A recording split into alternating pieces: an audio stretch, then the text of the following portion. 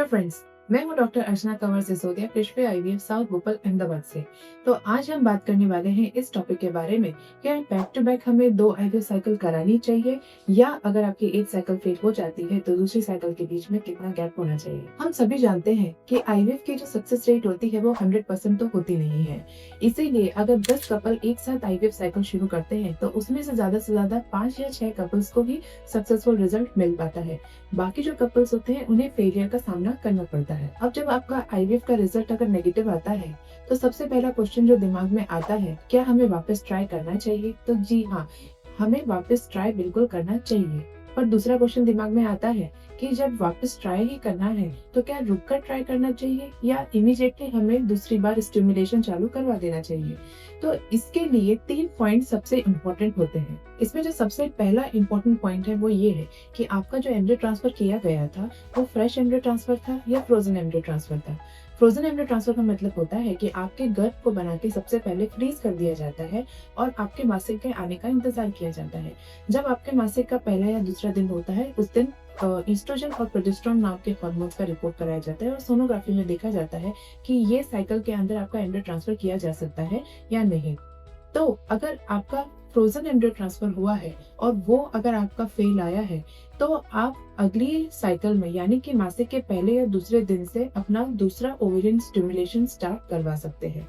पर जबकि अगर आपका फ्रेश एम्ब्रियो ट्रांसफर हुआ है तो फ्रेश एम्ब्रियो ट्रांसफर के अंदर जो एम्ब्रियो ट्रांसफर किया जाता है वो उसी साइकिल के अंदर किया जाता है जिस साइकिल के अंदर आपका एग पिकअप किया जाता है। यानी कि आपका ईस्ट्रोजन प्रोजेस्टेरोन का लेवल उसमें हाई होता है और साथ ही साथ में जो ओवरीज की साइज होती है वो भी बड़ी होती है।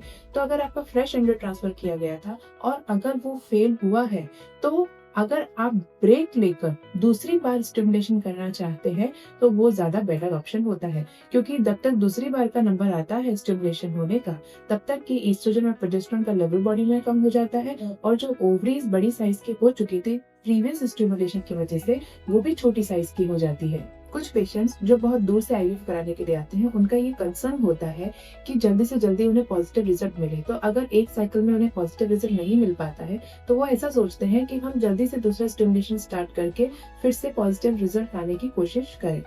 पर मैं ऐसा मानती हूँ कि अगर आप इस बात के लिए मेंटली प्रिपेयर पहले से नहीं थे कि आईवीएफ में 100% सक्सेस रेट नहीं होती है और रिजल्ट नेगेटिव आ सकता है, तो आप अपनी बॉडी को रिकवर होने का टाइम दें, इमोशनली बैलेंस होने का टाइम दें। क्योंकि आईवीएफ की जो जर्नी होती है वो काफी इमोशनल होती है और उसमें कई तरह के उतार चढ़ाव देखने को मिलते हैं। तो बेटर होगा कि आप दूसरे स्टिमुलेशन से पहले, अगर लॉजिस्टिकली ये संभव है कि आप वापस आके डॉक्टर के पास स्टिमुलेशन स्टार्ट करवा सकते हैं, तो 1 महीने का ब्रेक जरूर लें। पर अगर आप पहले से मेंटली प्रिपेयर्ड है कि हाँ आईवीएफ में सक्सेस रेट 100% नहीं है और अगर नेगेटिव आएगा तो हाँ आप दूसरा स्टिमुलेशन तुरंत ही स्टार्ट कर सकते हैं। तीसरा जो सबसे इम्पोर्टेंट पॉइंट है इस बारे में जानने के लिए वो होता है एम्ब्रियो एक्यूमुलेशन। कभी कभी लो एमएच के पेशेंट्स के अंदर बैक टू बैक 2 या 3 साइकिल्स करनी पड़ती है ताकि हमें 2 अच्छी क्वालिटी के एम्ब्रियोज मिल सके और उन्हें हम एक ही बार में ट्रांसफर कर सके। ऐसे केसेस में एम्ब्रियो ट्रांसफर तो करा नहीं होता है और हमें ओवरीज को स्टिमुलेट ही करना होता है, तो बैक टू बैक 2 या 3 स्टिमुलेशन करे जा सकते हैं और इनसे जो गर्भ बनता है उससे एम्ब्रियो एक्यूमुलेशन कहा जाता है। इन जो एम्ब्रियो हमें मिले हैं इनमें से जो सबसे अच्छे एम्ब्रियोज होते हैं फिर उसको ट्रांसफर किया जाता है। आशा करती हूँ कि इस वीडियो से आपको कुछ ना कुछ नई जानकारी जरूर मिली होगी। सब्सक्राइब और लाइक करना ना भूलें। Thank you so much.